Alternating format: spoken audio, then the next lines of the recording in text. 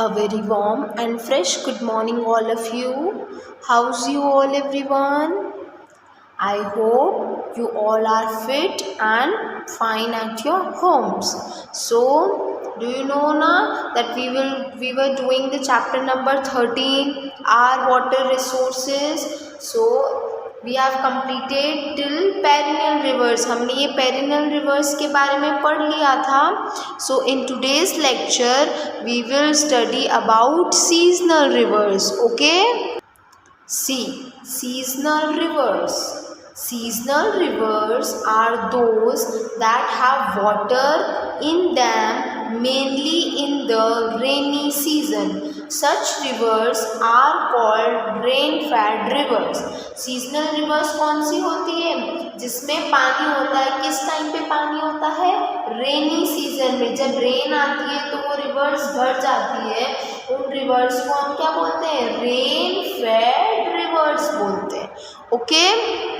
Seasonal rivers are those that have water in them mainly in the rainy season. Such rivers are called rain-fed rivers. Understood, everyone?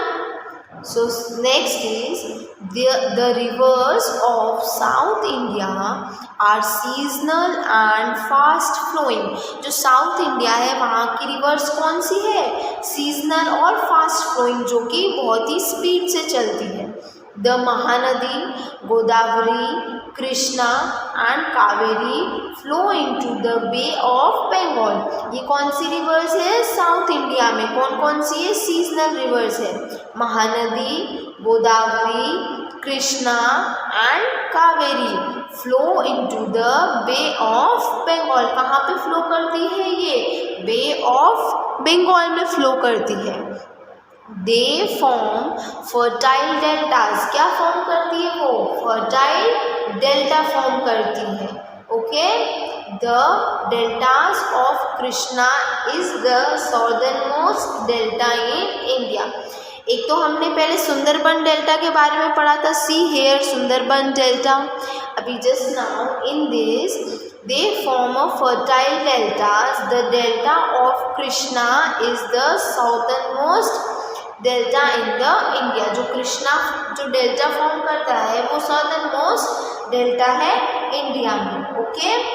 Next, the Narmada and Tapti are west flowing reverse.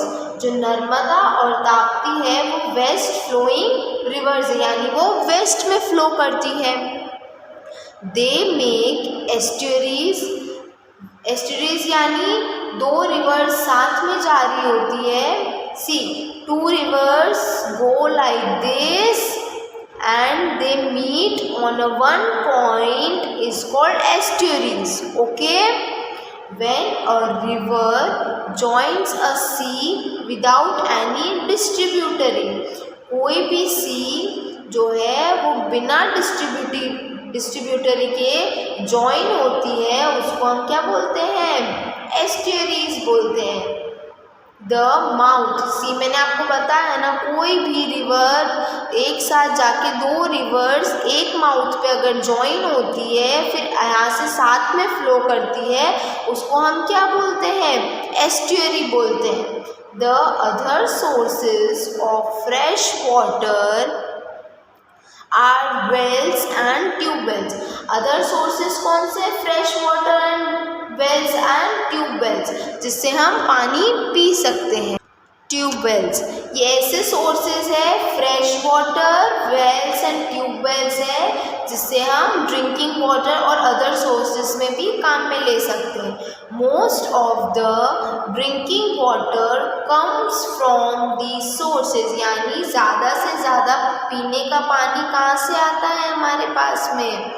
Fresh water, wells and tubewells. Okay? Wells और tubewells से आता है. Understood? Now our next topic is irrigation. Irrigation यानी to grow crops by supplying land with water. यानी अगर हमें कोई crop grow करने हैं किसी लैंड पे तो उसमें हमें वाटर का सप्लाई करेंगे, यानी उनको इरिगेट करेंगे तो क्या होगा? क्रॉप्स ग्रो हो जाएंगे। ओके, उसको हम इरिगेशन बोलते हैं।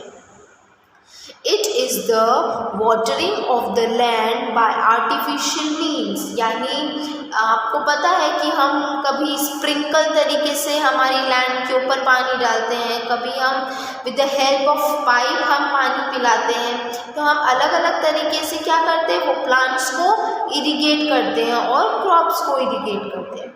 It is the watering of the land bye artificial means, यानी हमें क्या करना है, वाटरिंग करना है लैंड को आर्टिफिशियल मीन्स से, उसको हम इरिगेशन बोलते हैं।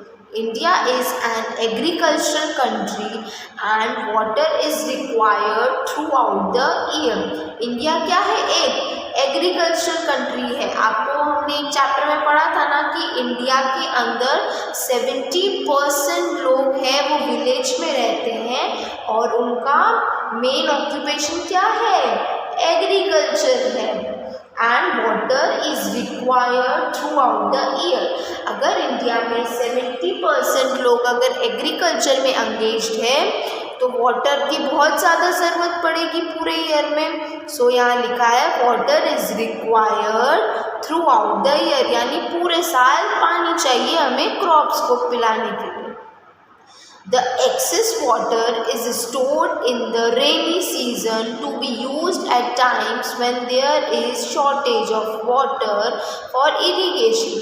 अगर हमारे पास ज़्यादा पानी है, अगर हम रेनी सीजन में, आपने सुना होगा ना रेन वाटर हार्वेस्टिंग, अगर हमारे पास ज़्यादा पानी स्टोर करके रखा है और बाद में अगर हमारे पास पानी की ज़रूरत होती है यानी पानी कम पड़ जाता है तो हम क्या करते हैं, उस पानी को यूज़ करते हैं। किस लिए यूज़ करते हैं, इरिगेशन के लिए, यानी क्रॉप्स को पानी पिलाने के लिए। There are 4 ways in which the land is watered। अब हमारे पास चार तरीके हैं जिससे हम 4 ways है जिससे हम लैंड को पानी पिला सकते हैं। Canals, wells, tanks and by multipurpose projects और डैम्स। ये हमारे पास 4 ऐसे वेज है जिससे हम हमारी लैंड को पानी पिला सकते हैं। Okay, see again, it is the watering of the land by artificial means। India is an agricultural country and water is required throughout the year। The excess water is stored in the rainy season to be used at times when there is shortage of water for irrigation। There are 4 ways in which the land is watered: canals, wells, tanks and by multipurpose projects or dams।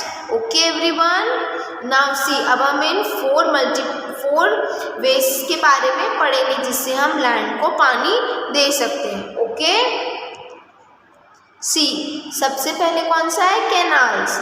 Canals are channels that are dug on the earth surface। ये क्या है, earth surface. Earth surface का क्या मतलब होता है, हमारी land के ऊपर। Okay, canals are the channels. जो कैनल होते हैं वो एक तरह के चैनल होते हैं जहाँ पे हम डग करना यानी खोदना। कहाँ पे खोदते हैं, अर्थ सरफेस यानी लैंड पे। And water is carried through these to the area where water is required। फिर अगर वहाँ पे पानी होता है तो वो क्या करते हैं, वहाँ से पानी को कैरी करते हैं और उन एरियाज में लेकर जाते हैं जहाँ पे पानी रिक्वायर्ड होता है, जहाँ पे वाटर रिक्वायर्ड होता है। Okay, canals are channels that are dug on the earth's surface and water is carried through these to the area where it is required। Okay, now second one is well। In wells the underground water is brought to the surface either by the traditional method।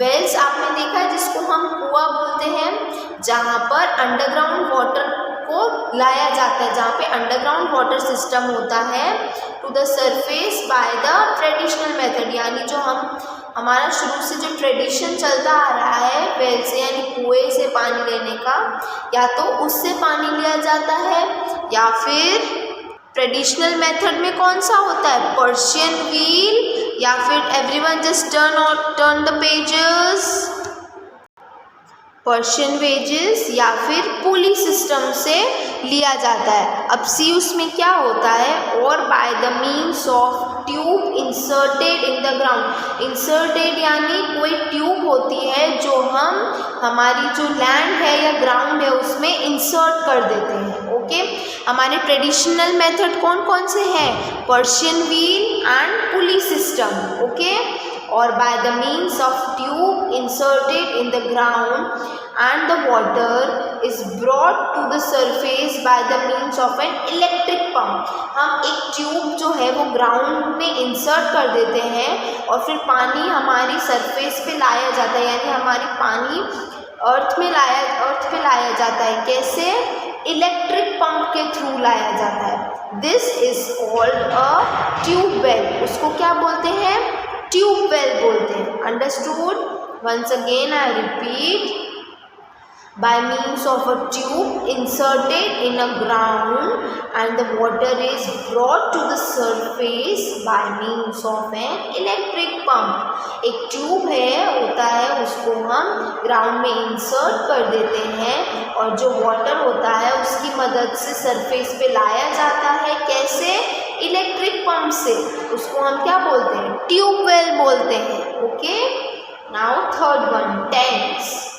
Tanks are natural hollows on the earth's crust in which rainwater gets collected। Tanks क्या होते हैं, natural hollows यानी खाली जगह होती है earth crust पे। Earth crust होता है ना, उसके ऊपर जो खाली जगह यानी नेचुरली खाली जगह होती है, इन विच रेन वाटर गेट्स कलेक्टेड। उस पर क्या होता है, जो रेन वाटर होता है वो कलेक्ट हो जाता है। This water is then used for various purposes. फिर ये जो पानी होता है हम इसको वेरियस पर्पसेस के लिए यूज़ करते हैं। Okay, tanks are common in south India. ये कहाँ पे कॉमन होते हैं, साउथ इंडिया में, where the land is rocky and non porous. South India में ये टैंक्स कॉमनली हमको मिलते हैं जहाँ पे क्या होता है, जो लैंड होती है वो रॉकी होती है और नॉन पोरस। नॉन पोरस मैंने आपको बताया था ना कि in which the liquid and air can not enter, उसको बोलते हैं non porous. Here it is the main source of irrigation, और वहाँ पे ये मेन सोर्स होता है इरिगेशन का। Understood? Again just see, tanks are natural hollows on the earth's crust in which rainwater gets collected. This water is then used for various purposes. Tanks are common in South India where the land is rocky and non-porous. Here it is the main source of irrigation. Okay? Now fourth one is multi-purpose river valley project, यानी multi-purpose river valley projects होते हैं। In this dams are constructed across the river। See this dam, this is a dam। ये कहाँ पे बनाए जाते हैं, constructed across the river। Dams बनाए जाते हैं रिवर्स के पास में। कहाँ पे बनाए जाते हैं, रिवर्स के पास में। To provide many benefits to man like flood control, generation of electricity, irrigation, to check soil erosion। किस लिए बनाए जाते हैं, बहुत सारे बेनिफिट्स के लिए बनाए जाते हैं। जैसे अगर कभी भी कोई फ्लड आ जाए तो उसके कंट्रोल के लिए बनाए जाते हैं। जो डैम्स होते हैं वो हमको फ्लड कंट्रोल, जब भी फ्लड आ जाता है तो उससे हमको बचाते हैं। जनरेशन ऑफ इलेक्ट्रिसिटी यानी इलेक्ट्रिसिटी जनरेट करते हैं। इरिगेशन में भी हमें काम आते हैं, जब हमारे को क्रॉप्स को पानी डालना होता है तो उसमें भी काम आते हैं। To check soil erosion, soil erosion में भी काम आते हैं। Okay, Pandit Nehru called these projects the temples of modern India। Pandit Jawaharlal Nehru इनको क्या बोलते थे, इन प्रोजेक्ट्स को, the temples of modern India। okay, again I repeat, In this, dams are constructed across a river to provide many benefits to man like flood control, generation of electricity, irrigation, to check soil erosion. Pandit Jawaharlal Nehru called these projects the temples of modern India. Okay. Now see this fact. The Indira Gandhi Canal is the longest irrigation canal in the world. ये कहाँ पे है Indira Gandhi canal? वो India का सबसे longest irrigation canal है world का. Okay, कहाँ का है? वर्ल्ड का. ये कहाँ पे है? सिचुएटेड है राजस्थान में. Okay everyone. Now see important multipurpose river valley project in India. अब हमारी इंडिया की river valley project. Okay, there are many projects. Some of the important projects are discussed as under. ऐसे तो हमारी इंडिया में बहुत सारे ऐसे प्रोजेक्ट्स हैं जो बहुत ज़्यादा ज़रूरी है, लेकिन इनमें से कुछ ऐसे हैं जो बहुत ही ज़्यादा इम्पॉर्टेंट है. वो ये है. सबसे पहले कौन सा है? Bhakra Nangal dam. See here, Bhakra Nangal dam. See this dam. Are you able to see this picture? See, now we will read this. The Bhakra Nangal Dam, it is built on the river Satluj. ये कहाँ पे बना हुआ है? River Satluj, and is one of the highest dam. ये कौन सा है? सबसे highest dam है. 226 मीटर. कितना है? 226 metre in India. It benefits the state of Himachal, Punjab, Haryana, Rajasthan and Delhi. ये हमको कहाँ के स्टेट्स को बेनिफिट करता है? Himachal, Punjab, Haryana, Rajasthan and Delhi. Okay, again Bhakra Nangal dam. It is built on the river Satluj and is one of the highest dam, 226 meter in India. It benefits the state of Himachal, Punjab, Haryana, Rajasthan and Delhi. Okay. Second one is the Hirakud Dam. It is built on the river Mahanadi and is the longest dam. ये कहाँ पे बना है? River Mahanadi पे. जैसे ये Bhakra Nangal dam कहाँ बना है? रिवर सतलज पे. जैसे ही जो हीराकुद डैम है वो कहाँ बना है? रिवर महानदी पे बना हुआ है. And is the longest dam. और ये लॉन्गेस्ट डैम है. It provides water for irrigation and electricity to Odisha. ये सिर्फ एक वन स्टेट, कौन सा? ओडिशा के लिए, जहाँ पे इरिगेशन और इलेक्ट्रिसिटी के लिए यूज में आता है. Okay, once again it is built on the river Mahanadi and is the longest dam. It provides water for irrigation and electricity to Odisha. Okay, see this is the Hirakud dam in the picture. Okay, now third one is the Nagarjuna Sagar dam. Okay, see everyone, it is built on the river Krishna in Andhra Pradesh. ये कहाँ पे बना है? River Krishna पे. सी, ये भाखरा नंगल कहाँ बना है? रिवर सतलज पे. हीराकुड रिवर महानदी पे बना हुआ है. And Nagarjuna Sagar dam river Krishna के ऊपर बना है. ये कहाँ पर सिचुएटेड है? आंध्र प्रदेश में सिचुएटेड है. Okay, now the fourth one is the Tungabhadra dam. Okay, it is built on the river Tungabhadra. ये कौन से रिवर पे बना है? तुंगाभद्र रिवर पे. The tributary of Krishna river. ये किसकी ट्रिब्यूटरी है? कृष्णा रिवर की ट्रिब्यूटरी है. It benefits the state of Karnataka. ये किसको बेनिफिट करता है?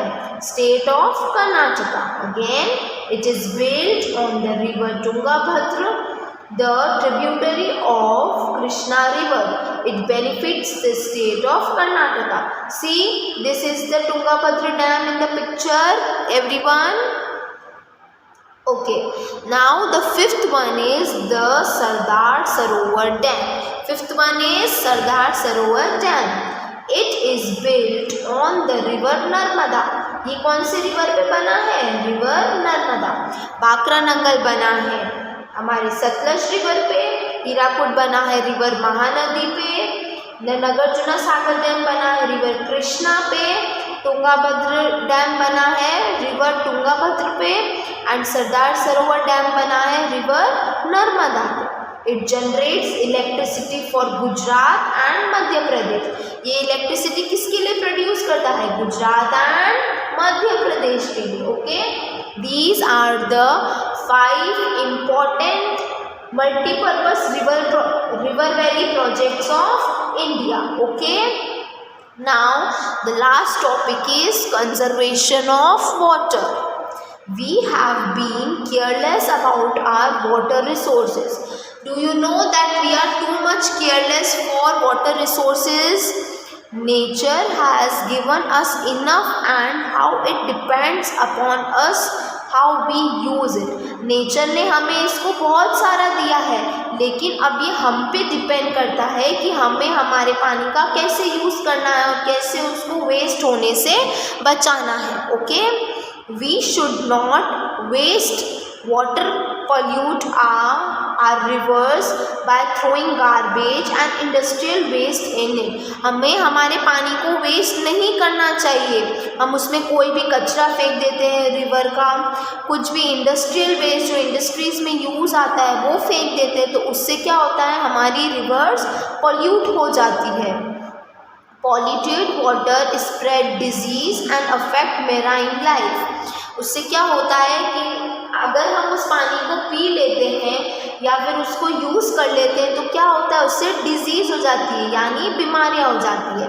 And affects marine life. Marine life means जो उसके अंदर फिशेस होती है या जो भी होते हैं, वो भी प्लांट्स होते हैं तो वो भी मर जाते. तो it affects the marine life. I repeat, we have been careless about our water resources.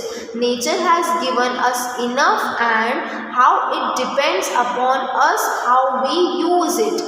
We should not waste water, pollute our rivers by throwing garbage and industrial waste in it.